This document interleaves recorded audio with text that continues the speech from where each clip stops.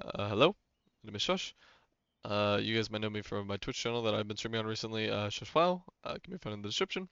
A lot of people have been asking for a rhyme guide for just about the entire class of rhyme. So today I'll be showing you guys just kind of how the rough basics of rhyme and everything that you need to know about her. We'll be going over rotation, talents, dungeon specific talent changes, some gear, weapons, legendaries, and then some other odd tips and tricks. Um, First, I want to start off with some talents. So currently, this is the experimental build that some very high pushing players are playing on. This is to run Tundra Guard and still get very good AoE, still get a lot of damage out. Um, this is also primarily beam build. I am mostly a beam build player. I do not play spender builds, which are another category of builds. So this is the average build that you'll probably be running in almost every single one of your cases up until high eternal pushing, aka like 30 pluses. Um, Even then, this is probably what you want to be doing. But if you do love your avalanche and you do love those procs, going something like this is also very good because Tundra Guard comes into effect much later when it gets good. But this could also be very nice if you like avalanche and don't like cascading blitz. Some other guides that are very good for this type of stuff is heading over to Icy Veins. They have a lot of good guides over here showing how to play the game and simple rotations, and they also have just a lot of things that you want to go over, as well as talents that they show down here um, for the points that you want to be putting in places. Tunic's Guide is the main one that we'll be talking about here, though. He has a 10 to 13 points one, and you can see here is the high key defensive one, alternative AoE, and high key defensive, and then normal 13-point build. This is the build that we were talking about recently, and this is the main build that we will be talking about today. Um, I'm going to be showing the normal beam build in rotation. Nothing changes in priority between this build and running Avalanche. Nothing changes. The only thing that changes is that you have Avalanche and Biting Cold over Cascading Blitz. Going to rotation, there is one slight deviation between AoE and single target. So when you are going into an AoE pack, you want to be going Torrent into Bursting Ice into a Cold Snap if you are running the Cloak Legendary. This is a very big depender on if you change your rotation or not. With the Cloak Legendary, you always want to fit in a Cold Snap inside of your Winter's Embrace window that you get from casting Bursting Ice. Okay? This will increase your AoE damage, this will increase your single target damage. You always want to fit a Cold Snap inside of your Bursting Ice window. Now, what does that look like in AoE? In AoE, we're going to be going Freezing Torrent into Bursting Ice, and we're going to try to fit 2 Comets and a Cold Snap inside of every single one of our Bursting Ice windows. With enough haste, you can always fit 3 instant class cast globals inside of your Bursting Ice window, which is what you should be looking at. And normally that would be 2 Ice Comets and a Cold Snap in AoE. Does it matter what order? No, it does not matter what order you do those 3 globals in, as long as you do the 3 globals. The reason for this being is Bursting Ice, the Winter's Embrace buff, snapshots your casts. What this means, for example, if I'm going on the target dummy, I cast Bursting Ice, even if I cast at the very end and it doesn't land, that Comet is still empowered. That Comet is still empowered by the Bursting Ice that I just had. Okay, so you don't need to care about what order you have them in, as long as you have the Bursting Ice up. When you cast the ability, you'll be a-okay. Here, so going into rotation, let's say this is the first pull of the dungeon. A lot of people ask, hey, what do I do in the first pull dungeon? I have nothing. Normally, what I do is I open up with a Cold Snap, actually. Here, I got a lucky Torrent proc. Into a Freezing Torrent. Into Bursting Ice. Comet. Cold Snap. And Comet. And that's basically your entire rotation in AoE. You want to be making sure you don't overcap on Cold Snap, so you can spend a Cold Snap every once in a while. You can spend a Comet every once in a while as well to not overcap here. But always just remember, Freezing Torrent, do Bursting Ice, do 2 Comets, and a Cold Snap. That will be your entire rotation for the entirety of AoE. And when you're in between these phases, you're just kind of casting Ice Bolt, you know, generating some things. That's a Cold Snap here. You know, might as well send this. And then back into AoE. Remember, Bursting Ice, 2 Comets, and a cold snap, and you'll be doing absolutely banger AoE damage. Now, when we talk about single target in particular, the only thing that changes is the order that you do Bursting Ice and your Torrent. In single target, you do Bursting Ice into Torrent, and then Cold Snap at the end. And then you fill in the Glacial Blasts. That is all you do. Personally, I also hold to line up, because Freezing Torrent does a lot of single target damage. So here I go Bursting Ice into Torrent, hold up by Cold Snap. And then I fill with my Glacial Blasts. That is the entire rotation. This is your bread and butter rotation. This will not change basically at all. Okay? Filling with Glacial Blasts. Now, when we talk about CDs that you cast, you basically cast all of your CDs on cooldown as much as possible. You do want to line up your Wrath of Winter with at least one of your 1 minutes, preferably your 2-minute cooldown Ice Splits, because 20% more damage in roll is very, very strong. But you always want to line it with at least your 1 minutes because of the weapon that we are wearing.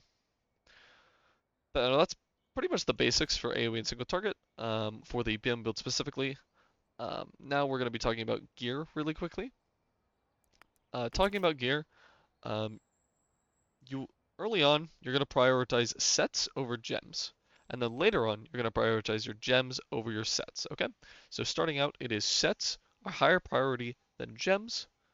Later on, it is gems a higher priority than sets. Okay. For example, here are my gems that I have currently. We are messing around with going 6 points into Spirit for 24% more int. This plays into the weapon that we are using. Okay? Bear witness to winter's wrath. Currently, I'm using Drakheim and Sithril set, which feel very, very nice together. But I also have extremely very high-end gear with a lot of 35% sockets that a lot of you won't be having at the start. All you need to know is having at least one set is almost always good. I don't think we're ever going to drop one set. It can be, you can keep your Sithrils, or you can keep your Drakheim. It doesn't truly matter which one you keep. But as long as you have a lot of sockets, and you max out your gear, and you have at least one set, then you'll be doing A-okay. The order of gems is you want to get haste first, and then you want to go purple. And then from there you can go either red or into blue, whichever one you prefer more. But then green and diamond are kind of dead for us. We don't really truly care about how much the expertise tree gives us, and the diamond tree is not particularly good with the relic cooldowns, even giving 2% int, weaker than the 9% primary stat of the 6 point in the green, or the 24% intellect boost in the blue tree. Talking about gear, basically we want to get haste up to at least 23.16%. That will give us 10 ticks of our Torrent, 8 ticks of Bursting Ice, and 14 ticks of Soul Frost Torrent. This is good because the more ticks of Soul Frost Torrent we have, the more damage we do with our Cloak. Bursting Ice is just nice AoE damage, and Soul Frost Torrent also goes back into our Cloak Legendary for more AoE on that, as well as ticks of Coalescing Frost, which is another very large AoE damage button. This makes up a large amount of AoE damage, as you can see in just this breakdown here. Coalescing Frost is a very, very strong button, and you should be playing around it, and that is why we go Torrent into Bursting Ice in AoE to give the amp to Coalescing Frost. The next breakpoints are at 30 for one more tick of Torrent, 33.34 for another tick of Soul Frost Torrent, which is the proc right here, and then 35% for one more tick of Bursting Ice. Past that, past 35% is quite redundant, and you shouldn't be going for. Even I have a little bit too much haste. I would prefer to get a little bit more crit and a little bit more expertise, but this is what I have, this is the gear that I have, and I just have to roll with it. After you get your haste to a nice enough breakpoint, maybe 30% if you like, then you want to be going into crit, and then expertise after. Currently this crit number is fake, you have to minus 30% from this, due to this gem slot giving 30% and showing 30% at all times. So I actually have about 20% crit. I would like a lot more crit, but that's the gear I'm given, so I'm playing with the gear I'm given. And then expertise would be your third best stat, and then we kind of just dump spirit. Spirit is not particularly that good for us. Moving on, let's talk about your weapon. A lot of people are asking about weapons. Currently, we are running the VOIDTOUCH conduit. That is the main one that you will see almost every single high rated Rime play. Essentially what this is all the damage we deal, 20% of all the damage we deal is basically duplicated and put in the weapon, and once we've either hit the maximum amount that we can accumulate in the weapon, it erupts, or until it times out. In AoE, this goes on one target, so in this situation, this would go on this training dummy when I press the button, and then from there, I would just do my basic AoE rotation, doing damage, and eventually it would pop. Granted, this is dummies, so this is hard to show, but then it would pop for a large amount of damage to a single target. Personally, me, with every single buff possible, with Shadow Lords as well, I have gotten this up to a 3.5 million damage hit from Voidbringers in pure single target. That is why we are doing this, and this is why I'm playing particularly these gems. But that is why we do this. In AoE, this can also get up to easily a 2 point some odd million burst in full single target to purely one target. That will deal easily 50 to 60% of a mob's HP almost instantaneously, or just kill the mob outright from 80% or less, or from 100%. Could literally straight up kill mobs. This is a very, very, very strong power button, and it is the main 1 minute cooldown that we play around.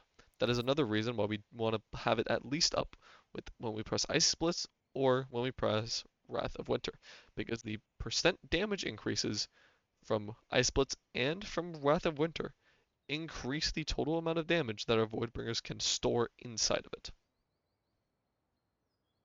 Well, actually, it does more damage than it deals. It doesn't put more damage into it. It just will deal more damage for the final burst. You aren't required to do more damage. It will just do more damage on the final burst. The same things happen for percentage increases to intelligence. That is why the Drakheim set is very, very strong when you press your ultimate to increase that amount of damage that your weapon can hit for. That is another reason why we go crit, is to increase the chance that this weapon can also crit. This weapon will hit like an absolute truck if you play around it, and you very, very much should be. The other weapon that you can play for is the Chrono weapon. The Chrono weapon is also quite good. It's more used for builds that like to spam. Oh my gosh, Looney. That like to spam avalanches, Frostweave's Wrath, and a lot of other things. Those are called spender builds, but we are not particularly talking about that right now. But just know that all the other weapons are fine, but if you want to be playing what all the other high-ranked Rimes are playing, you want to be playing the Void instead. The Void, okay? Next, let's talk about the weapon tree. So the weapon tree, this is going to be Heroic Brand. This will just increase the damage that it does by 80%. That is a very, very noticeable and large thing to play for. 80% more damage is bonkers broken. The other one that you could use is Visions of Grandeur. That is an also very, very, very strong one. And then the third place would probably be Aura Stone. Those three are probably the best, with Heroic Brand and Visions of Grandeur being tied for best, and then Aura Stone being a little bit far behind her. Being a little bit behind them, and then everything else not really worth taking, but if you have it, you gotta play with it. But particularly, Heroic Brand feels the best if you're going for those one-shot nukes. Visions of Grandeur is also very, very strong. If you get Visions of Grandeur, be happy with it. It is still a good thing to get. Next, let's talk about the heroics. Currently, probably the best heroic is Hidden Power. This will just give you main stat when you hit enough. It is a proc chance, but it is very, very strong and should not be underestimated. 12% more main stat is very, very strong. The next one that we'd probably be looking for would be Willful Momentum, followed up by Vengeful Soul, and Inspired Allegiance after that. But remember, if your weapon doesn't roll them, you can always re-roll them with Godstones, or just drop another weapon and hope that and pray that it drops good. The next one is the defensive specific traits. The main two good ones are King of the Hill and First Man Standing. King of the Hill gives you a flat DR when above 80% HP, and First Man Standing gives you a flat DR for 20 seconds the first time you are harmed by a particular enemy. These are very, very, very good, and they are nice overall constant DRs that are very, very useful in all senses of the game. The other one of particular interest would be Treasure Hunter. When you use a relic ability, you get a 32% DR for 12 seconds. This is extremely good. If you get this and you're able to run very low cooldown items, such as the portal,